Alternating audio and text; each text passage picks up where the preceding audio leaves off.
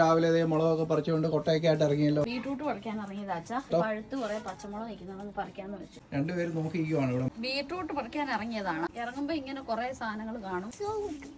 ഇതുണ്ടോ ഇതിനകത്ത് നല്ല കൊലകൊലയായിട്ട് കാച്ചി കിടക്കുന്നുണ്ടോ? ആ വരുന്നാണെങ്കിൽ പറിച്ചോ. എന്ത് പറ്റി? ഇതാണോ എന്റെ ധൈര്യശാലികളായ പിള്ളേർ? ആ പിന്നല്ലാതെ മമ്മക്ക് ധൈര്യം വന്നു. വലിയൊരു പുഴുവിനെ കണ്ടു ഗൈസ്. സ്വാഭാവികം. ഇനിയും കാണും. എന്താണ് വെറുതെ ഒന്നുമില്ല. വളരെ വലിയ ബീട്രൂട്ടും ഉണ്ട്, കുഞ്ഞിക്ക ബീട്രൂട്ടുകളും ഉണ്ട്. ഇനിയും പറിക്കാം. ആഞ്ചല ഇവിടെ പുഴുണ്ടെന്ന് പറഞ്ഞ് പേടിപ്പിക്കുന്നു. പോരട്ടെ. ആൾക്കാർ വിചാരിക്കും പിന്നെ എന്തിനാ ഇതിനിറങ്ങി പുറപ്പെടുന്നതെന്ന്. ഒരു ഇഷ്ടം ഗൈസ്, ഇഷ്ടമായിരിക്കും. ഇതൊക്കെ ചെറുതാച്ചാ കണ്ടോ? ഈ അടുത്ത വരുന്ന വലുതാണ് കേട്ടോ. Huge one.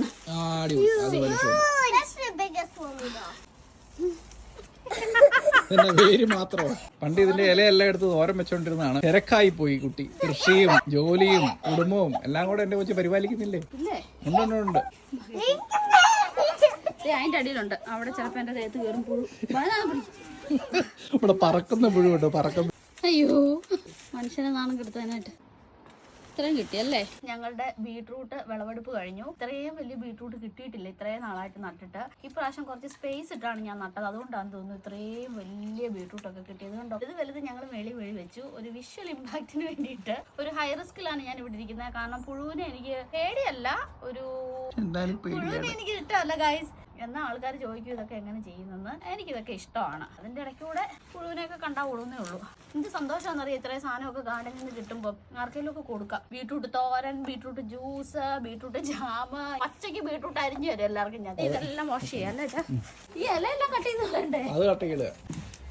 നമുക്ക് അവിടെ തന്നെ ഇടായിരുന്നു അച്ഛാ. ഇത് വളമാവത്തില്ലേ? അത് നമുക്ക് അവിടെ തന്നെ ഇടണം. കമ്പോസ്റ്റ് ഇവിടെ എല്ലാവരും ഭയങ്കര സഹായമാണ് കേട്ടോ. ഇതിന്റെ ഇലയെല്ലാം കൂടെ വീണ്ടും കമ്പോസ്റ്റ് ചെയ്തെടുക്കാനായിട്ട് അവിടെ കൊണ്ടിടുകയാണ്.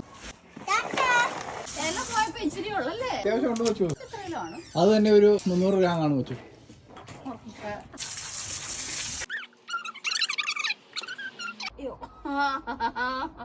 അയ്യോ, സെയിം കൊട്ട. കഴിഞ്ഞ ദിവസം ഞങ്ങൾ ടവർ ഉണ്ടാക്കിയത് പൊട്ടറ്റോ കൊണ്ടാണെന്നുണ്ടെങ്കിൽ ഇന്ന് ഞങ്ങൾ ബീട്രൂട്ട് കൊണ്ടാണ് ഗൈസ്. അപ്പൊ ഇത്രയും ബീട്രൂട്ട് കിട്ടി. അത്യാവശ്യം ഒന്ന് വാഷ് ചെയ്തിട്ടുണ്ട്. പിന്നെ നമ്മൾ കുക്ക് ചെയ്യുന്നതിന് മുമ്പ് എന്നാണേലും സ്കിന്നെല്ലാം ചെത്തി കളയുമല്ലോ. അപ്പൊ അകത്തോട്ട് കയറാം. അപ്പൊ ഇതായിരുന്നു ഞങ്ങളുടെ ഇന്നത്തെ ഹാർവെസ്റ്റ് വീഡിയോ.